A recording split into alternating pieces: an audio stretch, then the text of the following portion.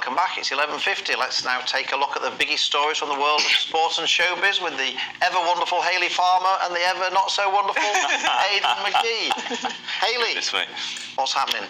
Well, I want to talk about Ollie Murs because he is getting married soon, and he has said that when they were in a relationship, it was all kind of cool, but now they're getting married, the stress is on, so they're having quite a few arguments. And Alba has given him advice and said that the best dating advice or relationship advice would be don't go to bed angry. Always make sure you resolve everything. Right. Which is good advice, isn't it? Wouldn't you say? I don't know. Is it good advice? Why? I mean, because you don't want to wake up the next morning and then still be arguing again. Oh, I see. But you don't get it out of your system by... You go to bed angry, you get it out of your system by the morning. No, you've got to clear the... Oh, I see. Yeah, I think, well, there's two things. I think that's quite nice. I mean, they say don't part on unhappy terms because you always think what could happen and you never said goodbye or whatever. So I get that. And don't go to bed. No, I don't mean that. I say don't part on bad terms. I didn't know what I put in your hot chocolate.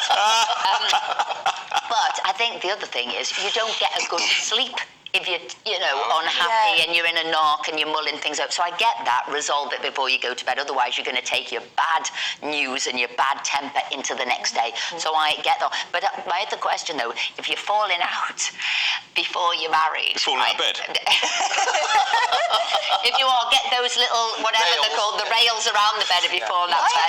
Well, how old are you, Aiden, to be falling out of bed? Safe sex. Put a little rail around. But anyway, if they're falling out now, I'd say beware of getting married. Well, I would too, and I actually think separate bedrooms and separate bathrooms is the way forward. Separate bathrooms is definitely and then the way come together forward. in the morning. You're like, I love you. Aren't we lovely? Like, why do you have to be next to someone all night and use the same bathroom as them? It's not okay on any level. Girlfriend or boyfriend, so separate bedrooms, separate bathrooms. Put your hands up. Oh man. Put your hands, girls. So the boys don't. Why is that?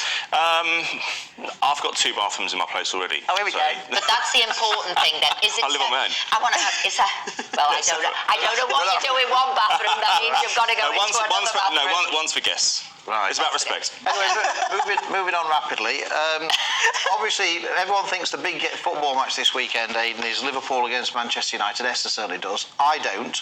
Right. Bradford City at home today against Colchester. Can we just talk about the proper game No, this today? is really important. The Liverpool There one. will be over 20,000 people at Bradford City today, sold over 20,000 tickets for the match day. And I think that it may well be approaching a League 2 record attendance. And Okay, well, I've contacted the EFL to get independent verification, official verification. So I'll read it out verbatim. Hi, Aidan. Fantastic to hear from you. The highest ever Division 4 the highest ever Division 4 attendance was recorded on Good Friday, 31st of March 1961, when 37,774 were at Selhurst Park for the Millwall versus Crystal Palace game.